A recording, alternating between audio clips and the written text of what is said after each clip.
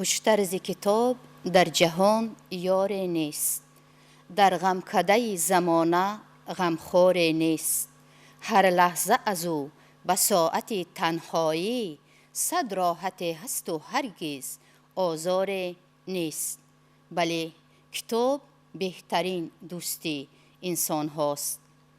فیلسوف جهانی دنی دیدرو میگوید که انسانیت از فکر سالم باز میماند اگر از کتابخوانی دست کشد. و ادیب توانا رسول غمزتوف این سخنان او را تقویت داده میگوید که انسانیتی که از کتاب محروم مانده است شبیه آن است که آینه ندارد تا در آن روی خود را ببیند. و بهترین سخنان را ادیب توانای تاجیک و فارس استاد عبدالرحمن جامی گفته: انیسی کنج تنهایی کتاب است، فروغ صبح دانایی کتاب است. پس سرور دولت، اساسگذاری صلح و وحدت ملی، پیشوای ملت امام علی رحمان چه امری عاقلانه به تصویب رساندن که در اساس آن آزمون جمهوریوی بین تمام قشرهای جامعه برگزار می گردد و آن نام دارد فروغ صبح دانایی که تحت سرپرستی به واسطه سرور دولت جریان می گیرد. و امروز به این میز مدور ما، به این محفل ما دعوت شده اند 4 نفر از اعضای کمیسیه جمهوریوی آزمون فروغ صبح دانایی که من فعلا آنها را برای شما معرفی میکنم. اینها جمعه قدوس، دراماتورگ، سرمحرر مجله پامیر، زینالدین مرتضی‌زاده، مدیر کافدرای ادبیات نوین تاجیک و فارسی دانشگاه ملی تاجیکستان، روشن مخصومزاد، مدیر شعبه نثر اتفاق نویسندگان تاجیکستان و من رعنای مبارز، معاون سرمحرر هفته‌نامه ادبیات و صنعت. و تماشابینان محترم، سلامی پر از محبت ما را بپذیرید و فعلا ما نوار آماده کرده ایم و این نوار را پیشکش شما می سازیم که پیرامون همین آزمون به شما نقل خواهد کرد. آزمون فروغ صبح دانایی تحت سرپرستی پرزیدنت جمهوری تاجیکستان سال 2019 با مناسبت سزاوار پیشواز گرفتن جشن 30 سالگی استقلالیت دولتی جمهوری تاجیکستان برگزار می شود. آزمون با مقصد بلند برداشتن ذوق کتابخوانی، تقویت حافظه فرهنگی، دریافت چهره‌های نو سخنور و سخندان، ارج گذاشتن بر ارزش‌های ملی و فرهنگی، انکشاف قابلیت ایجادی، تحکیم احساس خودآگاهی و خودشناسی، بازگردانیدن ذخیره لغوی، تقویت جهان معنوی و فعالگردانی دایره زباندانی میان قشرهای مختلف جامعه از جمله خوانندگان و دانشجویان همه زمینه‌های تحصیلات، اینچنین ماگسترها، اسپیرانت‌ها، دکترانت‌ها و شهروندان کشور دایر می‌گردد. برای باز هم بیشتر روشنایی انداختن به هدفهای این آزمون سخن را به اختیار مرتضی زینالدین زاده میگذاریم تا همین موضوع را بیشتر شرح دهند. به استقبال 30 سالگی استقلالیت دولتیمان با امر پرزیدنت محبوب کشورمان آزمون جمهوریوی فروغ صبح دانایی اعلان کرده شد. پیش از همه ما باید اندیشه کنیم که از جانب سرور دولت ما اعلان گردیدن آزمون جمهوریوی چی زمینه دارد و چی ضرورت دارد. من گمان میکنم زمینه از همه اساسی آن همین است که ملت صاحب فرهنگ، صاحب کتاب، ملتی که تاریخاً به کتاب انس گرفته است، با کتاب آشنایی دارد، هم فرزندان خود را و هم فرزندان خلقهای اقصای عالم را به کتاب دلگرم کرده است و جهان معاصر همین گونه جهان است که هر یک قوم، هر یک ملتی که کتابخوان باشد، کتابدار باشد، اون ملت ملتی پیشرفته است. در پهلوی کتاب البته واسطه های زیادی اطلاع رسانی پیدا شد در زمان معاصر. مردم رو آوردن به منبع‌های خیلی مختلفی اطلاع گیری، لیکن منتها به همین گونه خلاصه آمدیم، به همین گونه نتیجه رسیدیم که جای کتاب رو چیزی گرفته نمیتواند، کتاب رو چیزی عوض کرده نمیتواند.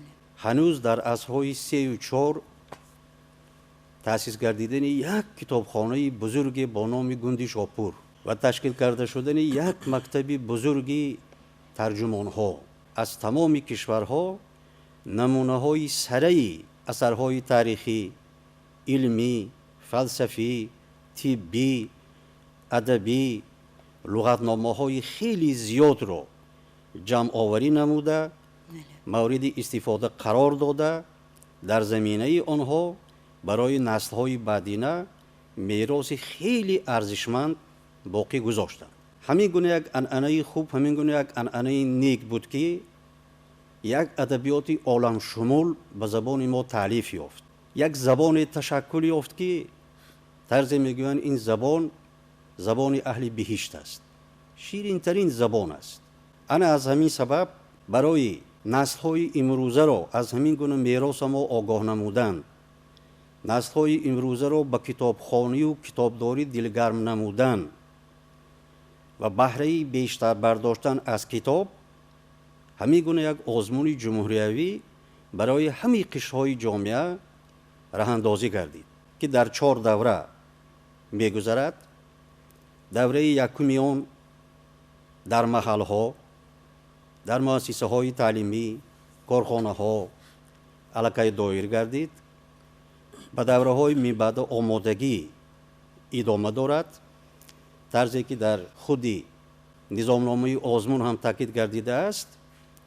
تا 10 ایون دوره آمادگی ادامه می‌یابد و بعد از آن یعنی آمادگی فرصت می‌دهند فرصت برای کتابخوانی، فرصت برای بله. کتابخوانی و بعد از آن خودی آزمون گذرانیده می شود از روی طرزی تاکید گردیده است، از روی 4 نامیناسیا از ادبیات گذشته ما، ادبیات کلاسیکی ما، هم از ادبیات معاصر، هم از ادبیات جهان و هم از ادبیات بچگانه و کودکانه. مقدار و تعداد اولیه‌ای که باید اشتراک کنندگان آزمون با آن رعایت کنند و همین قدر خوانند یا همین قدر دانند در نظامنامه آزمون ذکر گردیده است. انتخاب آزاد است. انتخاب آزاد است. هرچند که در اینجا نامگوی چند ادبیات آورده شده است، ولی باز هم انتخاب آزاد است، یعنی که خواننده اگر خواهد از روی همین ادبیاتی که در اینجا نامبر شده است اثر رو انتخاب میکند و اگر خواهد به طبع دل خودش شاید یگان ادیب دیگر رو البته حق دارد. البته حق دارد. دایره فعالیت آزمون خیلی گسترده است. همه قشرهای جامعه با آن اشتراک کرده میتوانند. از خوانندگان مکتب‌های تحصیلات همگانی، طرزی که در این نوار هم دیدیم، تا اسپیرانتان و دکتراندهای و دانشجوهای ما و خوب مردم عادی و اشتراک کرده میتوانند. مردم تاجیک طبیعتاً به کتاب دلبستگی زیاد دارند. چه خوب است که در این آزمون حقوق دارن، حتی سالمندانی گویم که حتی شاید 90 ساله باشن، شاید 100 ساله باشن، ولی اگر خواهند که اشتراک کنند میتوانند که اشتراک کنند. میتوانند اشتراک کنند. دایره این خیلی وسیع است و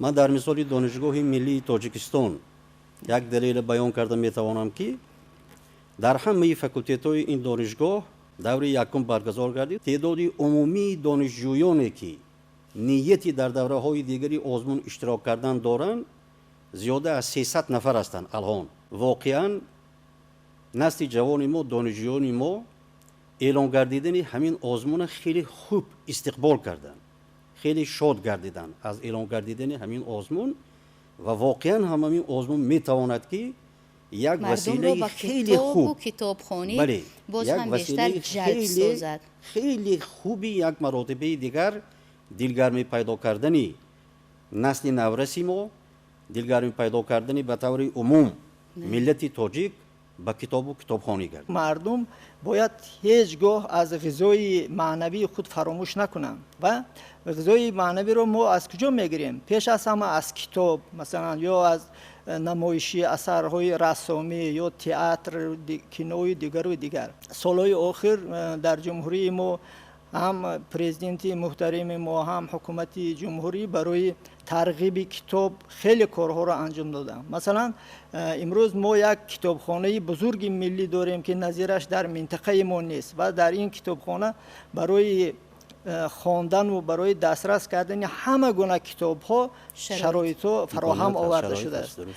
در آنجا تالارهای بزرگی کتابخوانی هست، هم کتاب‌هایی که مثلا طریق نشریات‌های ما چاپ میشن، هم کتاب‌هایی که در جمهوری‌های کشورهای دیگر چاپ میشن و حتی هرگاه من به این کتابخانه میروم من به یاد میآورم دوران دانشجویی خودم را که چگونه با یک عذاب علیم مثلا ما کتاب را ساعت‌های دراز در نوبت ایستاده و کتاب را اگر دسترس هم میکردیم ورقهای آن را کنده و دریده و پرتافته میافتیم یا که یگان صد دیگر پیدا میشد که ما نمیتوانستیم به مقصدمان رسیم که کتاب دلخواهمان را خوانده باشیم. ولی امروز حقیقتا شکرانه این کتابخانه که خود نمای بیرونش هم چون کتاب باز هست و خواننده را به آغوش خود کشیده میتواند. باز میخوام یک اینجا ذکر کنم که بغیر از اون کتاب هایی که مثلا نشریات چاپ میکنن، باز نسخه های الکترونی آن نیز در کتابخانه ملی موجود است. آنها میخوان اگر خواهند که نسخه الکترونی آن را مثلا دسترس کنن، مطالعه کنن، این گونه شرایط نیست هست.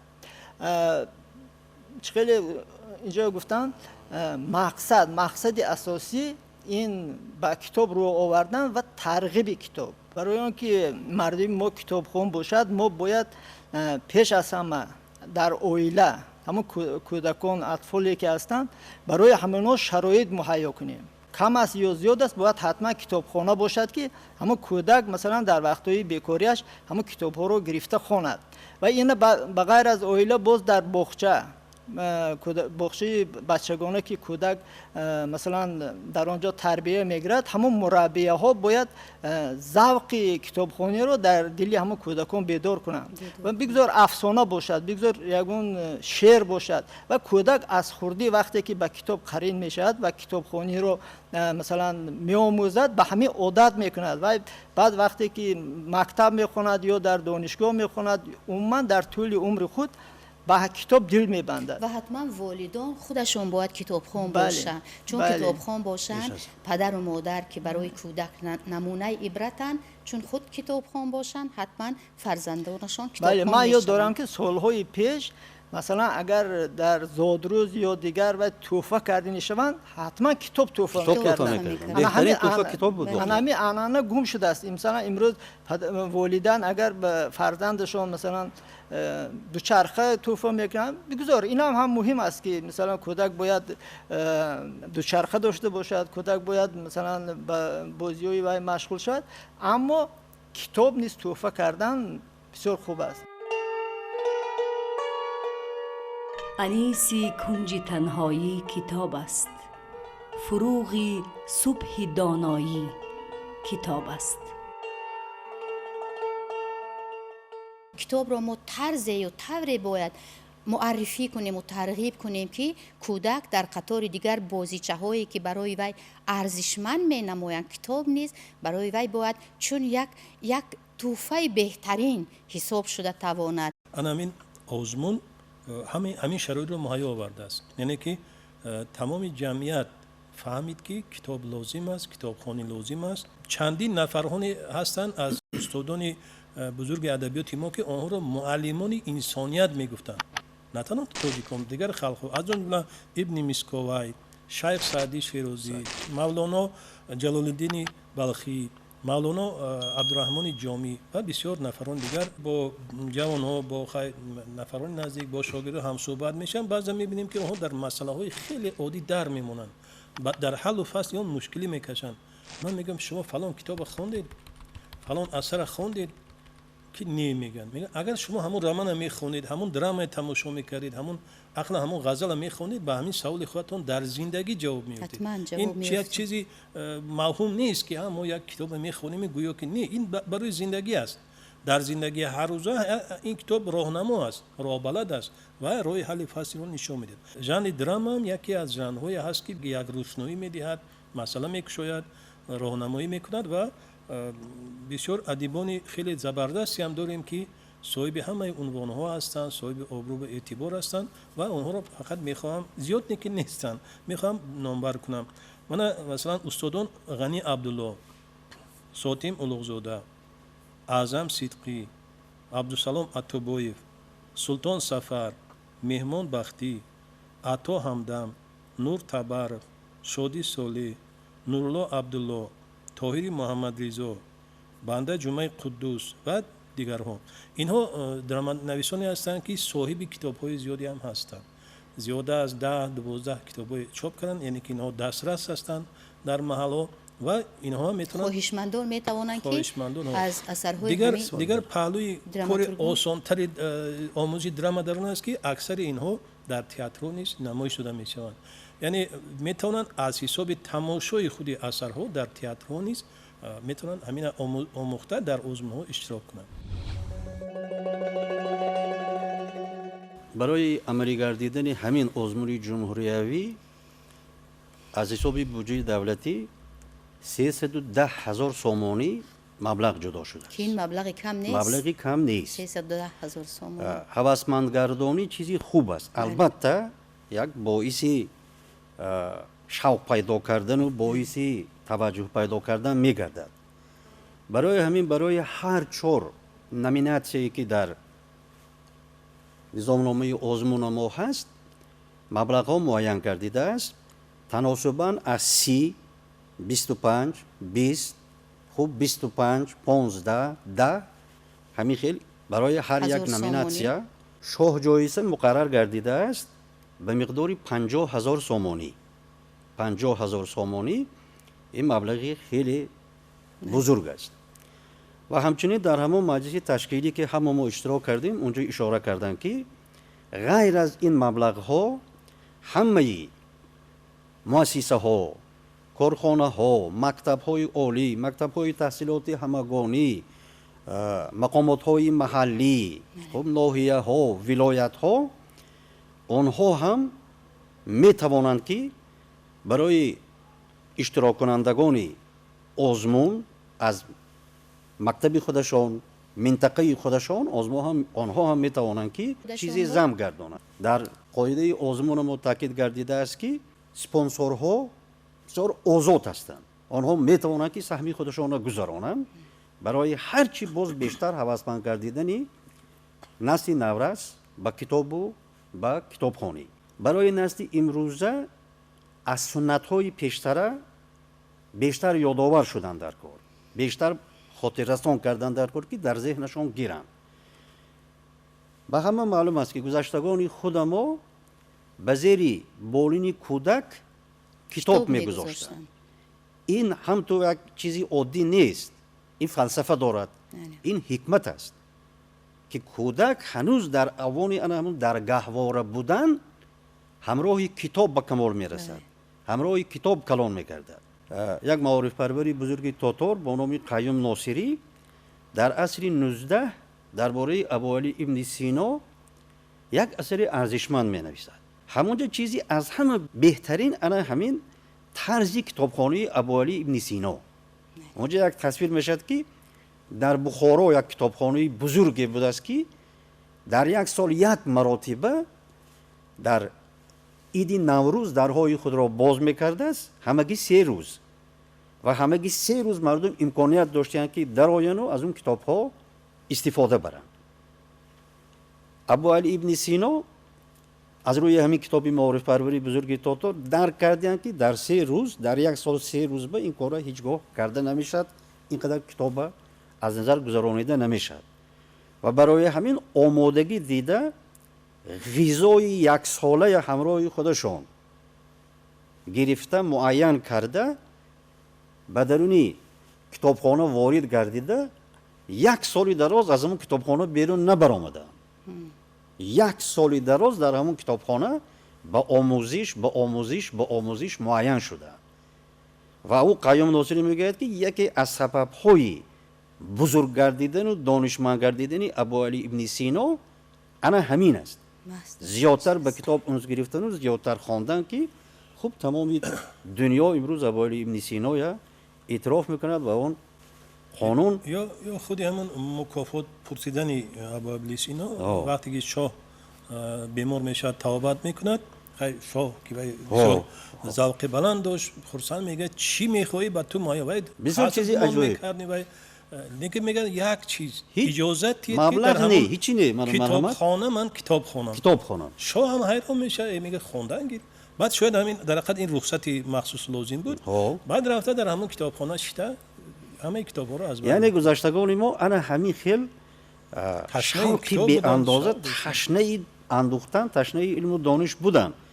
شیخ سعدی شیرازی هم بارها تاکید میکنن همین چیزا. در مسئله جایزه ها برای اینکه فراموش نشه یک چیز دیگر میخواستم ذکر کنم که وابسته به محل ها و منطقه ها و ولایت ها.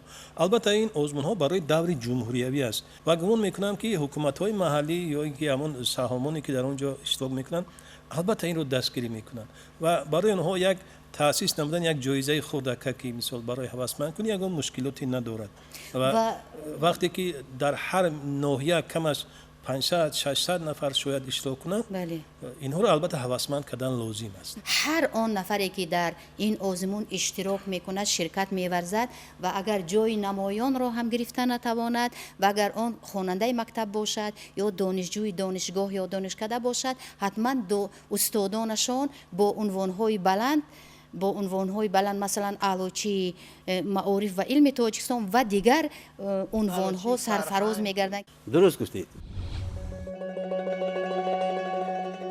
تماشابینان ارجمند ما باز نواری رو در اینجا مطرح ساخته ایم که از روی آن شما درباره شرط‌های اشتراک در آزمون آشنایی بیشتر پیدا میکنید و مرحمت به نوار توجه فرمایید. شرط‌های اشتراک در آزمون дар озмун табақаҳои мухталифи ҷомеа аз ҷумла хонандагону донишҷӯёни ҳамаи зинаҳои таҳсилот инчунин магистрҳо аспирантҳо докторантҳо ва шаҳрвандони кишвар иштирок менамоянд. шартҳои озмун аз ҷониби комиссияи озмун назорат карда мешавад. барои асхуд кардан ва хондан ба низомнома рӯйхати асарҳо пешниҳод карда мешаванд. дар вақти баҳогузорӣ ва холгузорӣ ба маҳорати асхуд кардан ва хондани осор бартарӣ дода мешавад. ба хонандагон ва донишҷӯён бакалавру магистр ки аз меъёри муайяншуда бештар асарҳои бадеӣ худ мекунанд ва мехонанд бартарӣ дода мешавад. ҳар як довталабе ки дар озмун ширкат меварзад ба ҳайати комиссия ва ҳакамон маҳорату малака ва қобилияти асхуд кардан ва хондани ашъори адибонро пешниҳод менамояд. аз ҷумла ба довталаб барои аъзои фаъоли китобхона буданаш низ хол дода мешавад. ба тарзи нақл ва оҳанги қироати иштирокӣ хол дода мешавад. میخواستیم دانسته باشیم که سطح کتابخوانی امروزه جوانان با اندیشه شما در کدام پایه قرار دارد؟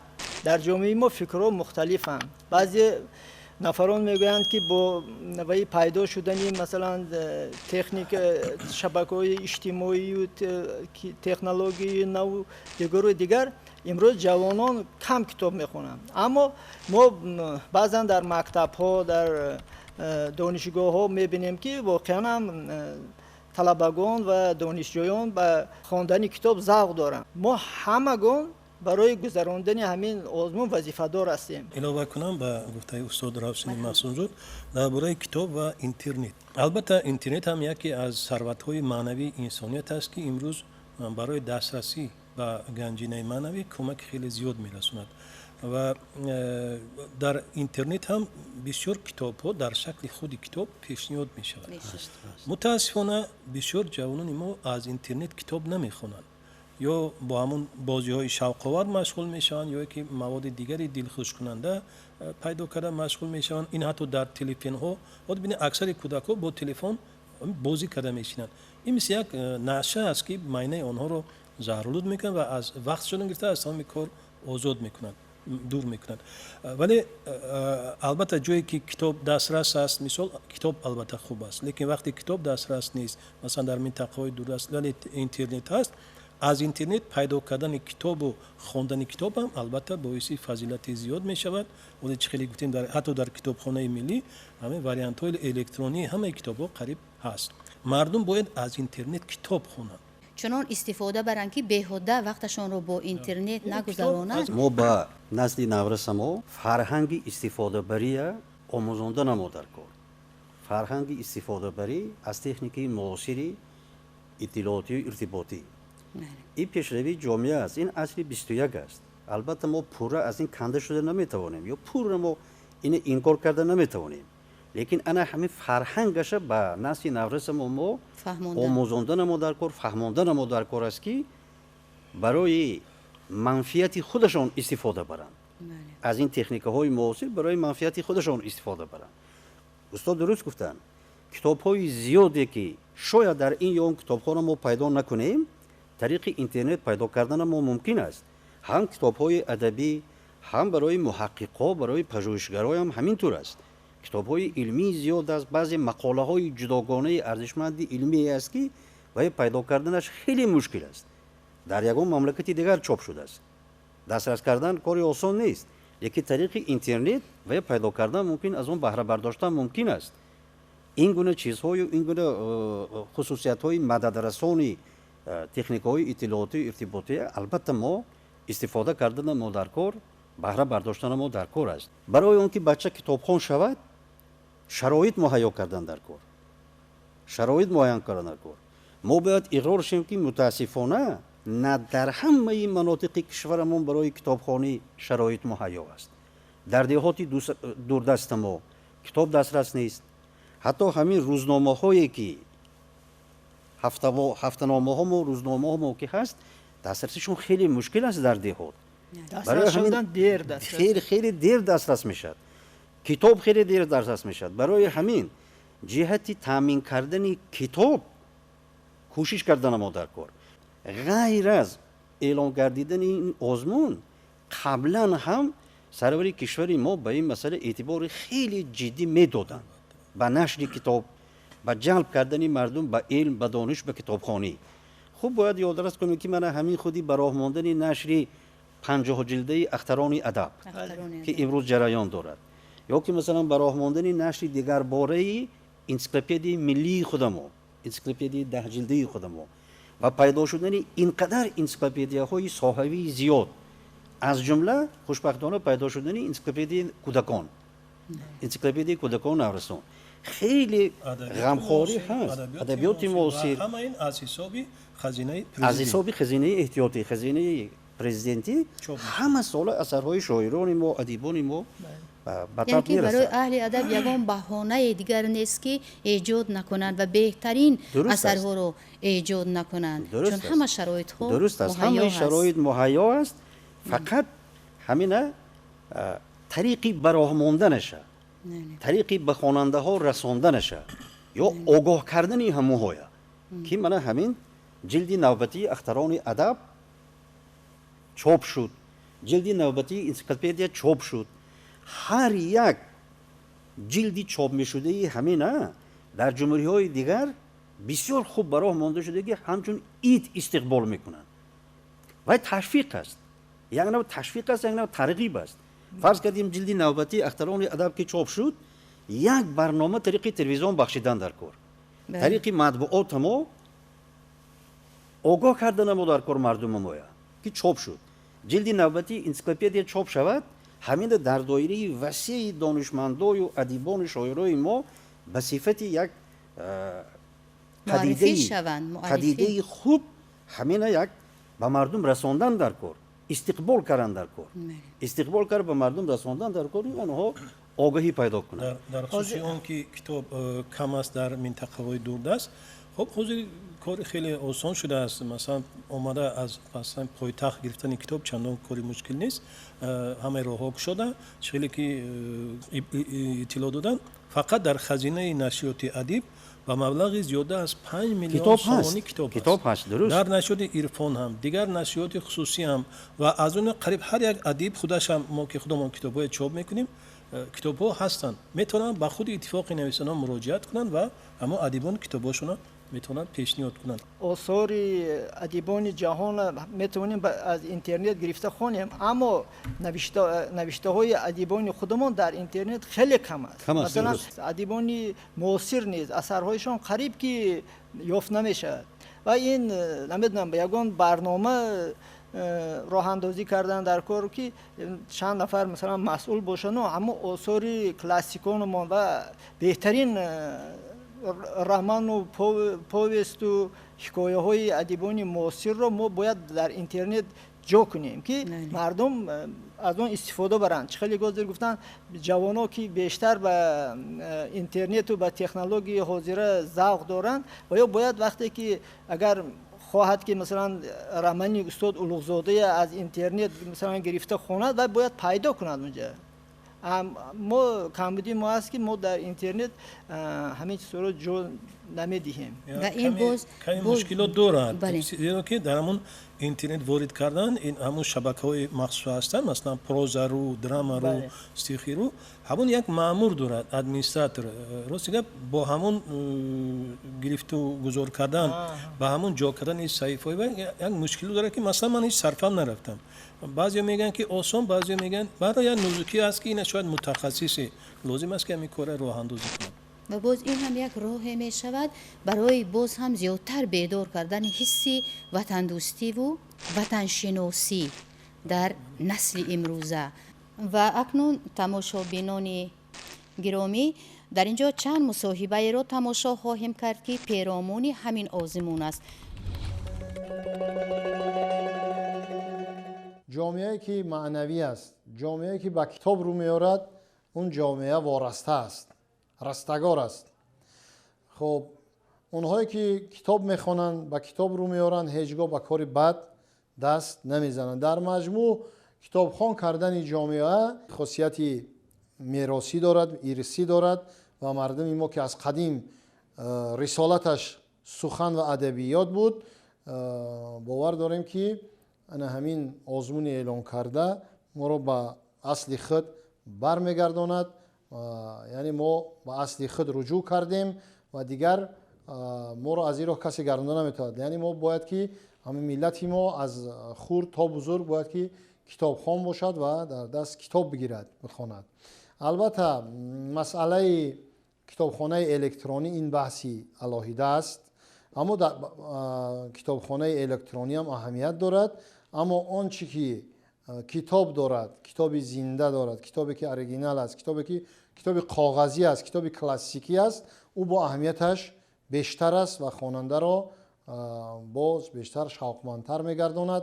هم از جهت آن که با بینایی، با چشم کمتر ضرر دارد. فکر میکنم که از کتابخانه الکترونی، البته ما کتابخانه الکترونی رو پس زدنی نیستیم، کتابخانه الکترونی هم بگذار باشد، اما کتاب اصلی، کتاب کاغذی اهمیتش بیشتر است. کتابخوانی و کتاب دوستی هر یک انسان را به قله مراد میرساند. مرتبهشان را نیز در جمعیت بلند می‌دارد. او را روح بلند و قدرشناس می‌گرداند.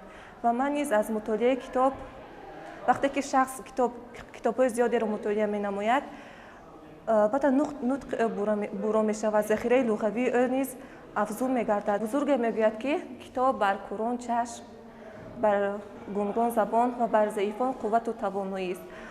در حقیقت کتاب دوستی، همدم و یاری بی‌منت هر یک شخص است. اگر ما با نظامنامه آزمون خوبتر نگریم، میفهمیم که این آزمون برای خواننده، برای آنهایی که در آزمون اشتراک میکنند چی داده میتواند. مقصدهای زیاد در زیر این آزمون هستند و ما آنها را به خوبی احساس میکنیم. خوب طلبات های آزمون از این عبارت است که باید داوطلب از ادبیات کلاسیک تاجیک و فارس، از ادبیات معاصر، از ادبیات بچگانه و ایجادیات мардуми аз адабиёти ҷаҳон низ омӯзад ва мақсад аз ин паҳлӯҳо аз он иборат аст ки довталаб паҳлӯҳои гуногуни адабиётро омӯзад, шинос шавад, огоҳ шавад ва яке аз талаботи ҷиддие ки дар ин озмун ба назар гирифта мешавад, ин аз худ кардани шеър аст ва ин аз худ кардани шеър ҳам боз талаботҳои худро дорад, яъне жанрҳои гуногуни шеър дар назар дошта шудааст: ғазал, достон, рӯбоӣ, дубайтӣ ва монанди инҳо. аз ин иқдом ҳар нафар ба хубӣ истиқбол гирифт ва мо ҳамарӯза мебинем ки тавассути шабакаҳои иҷтимоии интернетӣ мардум андешаҳои хуби худро баён мекунанд. мақсад аз таҳия гардидани озмуни фуруғи субҳи доноӣ дар он мебошад ки ҷавонон ва наврасон аз китобхониву китобдӯстӣ то андозае дур гаштаанд ва бехабар мондаанд ки китоб беҳтарин дӯсти инсон аст. дар он ҳолатҳое ки ғам синаи моро мефушурад, он гоҳ китоб ёвари мо мегардад, аниси мо мегардад ва ғамхори мо ҳам мегардад. ва аз таҷрибаи ҳаррӯзаи мо чуноне ки маълум аст, имрӯзҳо насли ҷавон, насли наврас ки насли ҷавони кишвар ба интернет ва шабакаҳои интернетӣ рӯ овардаанд. Интернет дигар чиз аст, китоб дигар аст, матбуот дигар ва радио дигар. ҳеҷ гоҳе интернет ҷои китобро гирифта наметавонад ва ин номумкин аст. дар мамлакати мо китобхонии насли ҷавон кам гардидааст. ин шояд ки ҳамон афсонаҳое ки барои мо дар назди чароғи пилтасӯз ва шамъҳои фурӯзон дар пештар вақт барои мо бибиёну модаронамон мехонданд, шояд ки онҳо набошанд. шояд модарони ҷавон ба насли ҷавони кишвар ҳамин афсонаҳоро нагуфта бошанд ва шояд ки дунёи онҳо аз ҳамин рангиниҳо олуда нагашта бошад, яъне дунёи меҳролуда нагардида бошад. шояд дур мондани онҳо дар ҳамин сабаб бошад. ман миллати арҷманд дорам, оре. ман миллати сарбаланд дорам, оре. чун тоҷики ман шаъри ҷаҳонӣ дорад, пас миллати бегазанд дорам, оре.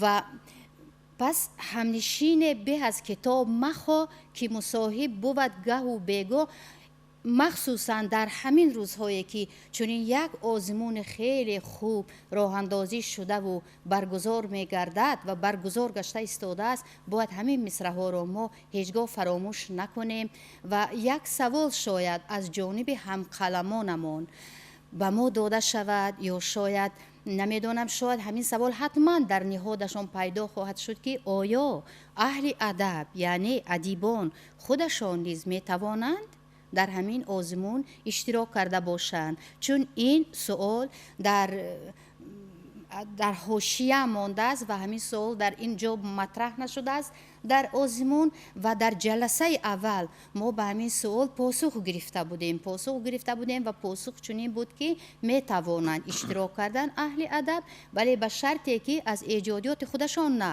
аз эҷодиёти дигар адибон, қатори дигар иштирокчиёни озмун, яъне ки ҳамчун муаллиф иштирок намекунанд, ҳамчун хонандаи осори дигар адибон ва дигар имконияту ҳуқуқи 100% иштирок кардан доранд.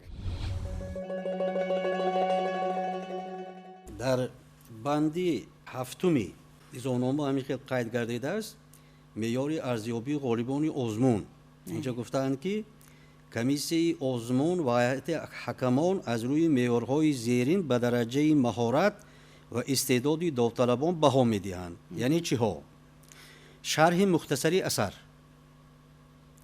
маълумот оид ба қаҳрамонони асосии асар, албатта асарҳои хондаи иштирокчиёни озмун, баёни лаҳзаҳои ҷолиби асар, озодбаёнӣ ва санъати суханварӣ, ба ин чиз эътибори ҷиддӣ медиҳанд. ҳунари ровӣ ва нақолӣ, яъне нақли кардан, дуруст, қобилияти луғатдонӣ ва тавзеҳи он ва ҳамчунин дарки дурусти мазмун ва муҳтавои асар, تأثیرات داوطلب از خواندن آثار و طرزی که در نظامنامه تاکید گردیده است از روی همان جدول 10 بالا 10 خاله بها داده می شود.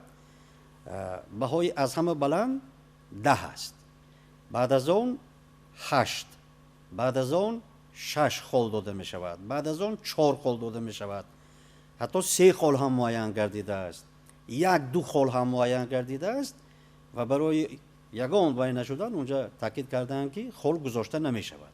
انا همین خیلی مهارت و خوانشی اشتراکچیان آزمون از روی انا همین معیارها معین می‌گردد. مثلا در کشورهای دیگر چه خیلی است؟ هر روز خواننده مکتب تقریبا از صنف‌های 6 بالا هر روز باید نیم صفحه باید اسه نویسد و شاید که از دیده و شنیده است و بهتر است همه از کتاب‌های خوانده است. همین کتاب درباره چی بود؟ قهرمانش کی بود؟ یعنی در حجم نیم صفحه و وقتی که همون کتاب می نویسد دربارش و الکی در یادش میموند و کوشش میکنه که در روز دیگر باز زیادتر محتوای کتاب از خود کنند. برای این وای در این مکتب بال میگیرد، بها میگیرد و البته هوسمند گردیده میشد. با تماشاگران یک چیز گفتن در کار است که مهم اشتراک کردن است. باید همه اشتراک کنند در این آزمون. البته آنهایی که مثلا استعداد خوب دارن، آنهایی که مثلا بیشتر کتاب میخونن، آنهایی که مثلا شعر بسیار خوب قرائت میکنن، آنها غالب میآیند. اما نفرانی که اگر مثلا غالب نآیند یا جایزه نگیرند، به هر حال از همه کتابای خوندهشون برای خود بهره میبردارن. غذای معنوی، بله، غذای معنوی میگیرن. یک چیز از روزی که آزمون اعلام گردید دانشجوها خیلی زیاد میپرسند که 4 نامیناسیا هست. آیا برای گرفتن شاه جایزه تمام شرط‌های همین 4 نامیناسیا اجرا کردن در کار است یا نه؟ اینا باید گوییم که از روی همین 4 نامیناسیا علاهده هم اونها اشتراک کردن میتوانند. لیکن اینجا تاکید گردیده است که شاه جایزه به همون نفری داده می شود که از همین 4 نامیناسیا 70% آن را از خود کرده باشد. انا همین باید ذهنشون باشد. و یک نکته دیگری که باید که حتما در اینجا ذکرش میرفت آن است که چون کتاب را اثر را انتخاب میکنه خوانندگان برتری داده می شود با آن آثاری که موضوعهای مثلا وطن دوستی، مثلا موضوعهای وحدت و صلح و شکرانه امروز گفتن، یعنی که موضوعهای خودشناسی و هویت ملی داشته رو اگر در بر گیرن با اون اثرها حتما برتریت داده می شود. البته این چیز تاکید کردن ما در کار است. کتاب چاپ کنی با سرعت جریان دارد. بعضا کتاب نویس های پیدا شدگی هستند که در یک سال 4-5 کتاب چاپ میکنن در بیرون، در دیها، در ناحیه ها، در دیگر جاها، برعکس ذوق خواننده رو پس میکنن. اثرهای هستند، چیزایی هستند که درست گفتید معلمی عزیز، وای ارزش ندارند. ذوق خوانندگان رو برعکس کند میکند. برای همین در اون مجلس اولیه تاکید کرده بودند که به چگونگی اثری خوانده داوطلبان هم اهمیت دادن در کار است که برای همین در اینجا چند نمونه آورده شده است، نامگوی چند اثر، یعنی که دیگر اثرهای هم اگر انتخاب شوند مثل همین اثرها باید پر ارزش داشته باشند. اینجا معلمان مکتب‌های تحصیلات همگانی باید به همون شاگردانشون آموزونن که در انتخاب کتاب‌ها باید یاری رسانن. البته اینجا تا که خواننده مثلا یگون کتابی تصادفی نخواند. البته مثلا اون برنامه‌ای که در مکتب‌ها هست، شاعر و نویسندگان هم معاصر و هم کلاسیکی ما هستند، خوانندگان با اون آشنا هستند و البته باید کتاب‌های آنها را خوانند. به غیر از این باز ادیبان معاصری هستند که مثلا اگر نوشته‌هایشان ارزشمند باشد باید آنها را نیز مطالعه کنند. آزاد است. اینجا البته شما درست گفتید. اکنون در همین آماده کردن اشتراکچیانی همین آزمون هم در مکتب‌های تحصیلات عمومی و هم در مکتب‌های عالی همون البته نقش استادا باید بیشتر باشد. آنها باید راهنما باشند. آنها باید راهنما باشند، خصوصا در انتخاب اثرهای مطالعه میکرده اشتراکچیان آزمون. عین حال در نوار بینندگان ارجمند شما روی خط آن آثار را میبینید که برای نمونه داده شده است. اثرهای نظمی و نثری ادیبان کلاسیکی و معاصر تاجیک برای خواندن: ادبیات قدیم، تومیریس و کوروش، شیرک، اوستا، یادگاری زریران، درخت اسوریک، کارنامه اردشیر بابکان، کلیله و دیمنه، یادگاری بزرگمیر، اندرز دانایان و مزدیسنا، اندرز خسرو کاودان، اندرز پریودکشان، بوندهیشن، دینکرد، داستانهای کلیله و دیمنه، سیمبادنامه، قصیده‌های شکایت از پیری، مادر می ابو عبدالله رودکی، تاریخ نرشخی ابوبکر نرشخی، مقدمه شاهنامه ابو منصوری، پیروزنامه ابو علی سینا، تاریخ طبری بلعمی، تاریخ بیهقی ابوالفضل بیهقی، شاهنامه ابوالقاسم فردوسی، غزل، قطعه، رباعی‌ها و داستان مثنوی معنوی جلال‌الدین بلخی، سفرنامه ناصر خسرو، نوروزنامه عمر خیام، سیاستنامه نظام الملک، وامق و عذرای فروخی سیستانی، دیوان اشعار باباکوهی عبدالله علی، رباعیات و دوبیتی‌های بابا طاهر اوریان، مثنوی حدیقت الحقایق سنایی غزنوی، اسرارنامه، خسرونامه، مختارنامه، مثنوی‌های روشنایی‌نامه، سعادتنامه، سفرنامه ناصر خسرو، داستان ویس و رامین فخرالدین اسعد گرگانی، داستان گرشاسب‌نامه اسدی توسی، خمسه یا خود مخزن الاسرار، خسرو و شیرین، لیلی و مجنون، هفت پیکر، اسکندرنامه نظامی گنجوی، دارابنامه ابو طاهر ترسوسی، کلیله و دیمنه ابوالمعالی نصرالله، داستان‌های خمسه امیر خسرو دهلوی، بستان و گلستان سعدی شیرازی، غزلیات حسن دهلوی، قصیده‌ها، مثنوی‌های صد پند، دلکشا، موش و گربه عبید زاکانی، غزل‌ها، قطعه‌ها و رباعی‌های کمال خوجندی، دیوان غزلیات، داستان و مثنوی‌های هفت اورنگ، غزل و رباعی، داستان‌های صفات العاشقین، لیلی و مجنون بدرالدین هلالی، انوار سهیلی، اخلاق محسنی، رساله حاتمیه و فتوحاتنامه سلطانی حسین واعظ کاشفی، لطایف اوت طوایف فخرالدین علی صفی، دستور الملوک سمندرخواجه ترمذی، داستان گلزار ایرم عبدالرحمن مشفقی، قصیده، بدیهه، چیستان، یادداشت‌های بدایع الوقایع واصفی، غزل، مخمس، رباعی، شهرآشوب و بهاریات سیدای نصفی، غزل‌های زیب‌النساء، نوادر الوقایع، رساله تاریخی احمد دانش، تحفه دوستان، لیلی و مجنون، بدایع الصنایع و غزل‌های شمس‌الدین شاهین، غزلیات طغرل احراری، غزلیات حاجی حسین خطلانی، نمونه‌های نثر روایتی، چهار درویش، 1001 شب، توتی نامه، سیمباد نامه، کلیله و دیمنه، سمک عیار، مرزبان نامه، ابو مسلم نامه، حکایه، نوولا، پووست، دراما، یادداشت، رمان، داستان، غزلیات و رباعیات، قصیده و دیگر اشعار و آثار عبدالرؤوف فطرت، میرزا سراج حکیم، عبدالواحد منظم، صدرالدین عینی، پیرو سلیمانی، حکیم کریم، میرزا ترسونزاده، جلال اکرامی، رحیم جلیل، باقی رحیمزاده، میرسعید میرشکر، حبیب یوسفی، ساتیم اولغزاده، فضلالدین محمدیف، ارون کوزاد، عبید رجب، ساربان، بازار صابر، لایق شیرالی، کرامتالله میرزایف، مهمان بختی، حقنظر غایب، گلرخسار صفیева، گلنظر کلدی، ستار ترسون، عبدالحمید صمد، حبیب الله فیض‌الله، برادری عبدالرحمن، بهمنیار، سیف رحیم، غفار میرزا، مومن قناعت، قطبی کرام، عبید رجب، غایب سفرزاده، شاه مظفر یادگاری، کمال نصرالله، نظام قاسم، محمد غایب فرزانه و دیگران. تماشابینان ارجمند، صحبت امروزه‌مان پیرامون آزمون جمهوریوی فروغ صبح دانایی به پایان میرسد، اما سلسله صحبت‌ها در اطراف این آزمون باز هم ادامه می‌یابند. خیر، تن صحت و خانه آباد باشید.